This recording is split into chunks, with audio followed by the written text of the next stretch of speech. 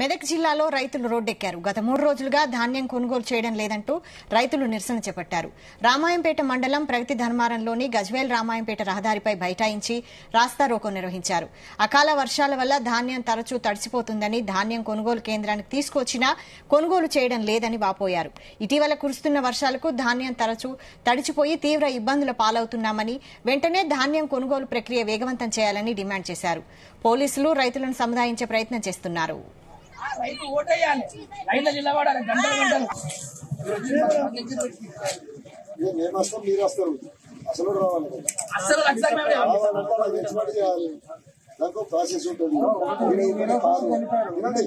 ప్రభుత్వానికి యంత్రాంగంలో ఉండేది ఎంఆర్ఓ తెలిస్తే ఆయన పంపిస్తారు. కోతలు అయిపోయి నెలలు గడుస్తున్నా ఎక్కడి వడ్లు అక్కడే ఉన్నాయి.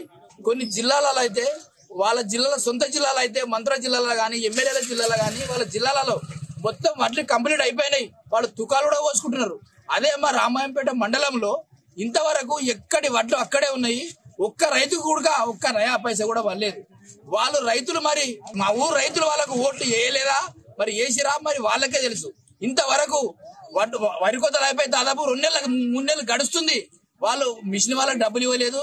ఈ రైస్ మిల్లు ఏమంటున్నారంటే, మా అంత మటు మేము కొనుక్కున్నాం, మాకు అవసరం లేదని వాళ్ళు చేతులు ఎత్తేస్తున్నారు. మరి రైతులు పట్టించుకున్నది ఎవరు? మరి రోడ్డా, మరి ఆయన వాహనాల?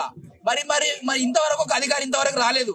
మా ఊరికి ఇన్ఛార్జ్ మరి ఎంఈఓ గారు వాళ్ళు ఎవరు ఇంతవరకు కూడా పట్టించుకోలేదు. ఒక్క పైసా కూడా పడలేదు రైతుల అకౌంట్ లో, ఒక గింజ కూడా కొనలేదు. అక్కడ దాదాపు ఒక 30 లారీల 40 లారీల వడ్లు అక్కడ ఐకేపీలో ఉన్నాయి.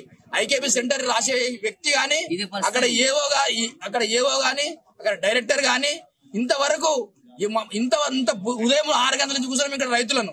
ఇక్కడ ఇంతవరకు కూర్చున్నా కూడా ఏ ఒక్క అధికారి వచ్చి మరి ఏమైంది, మీ పరిస్థితి ఏంది ఇంతవరకు వచ్చి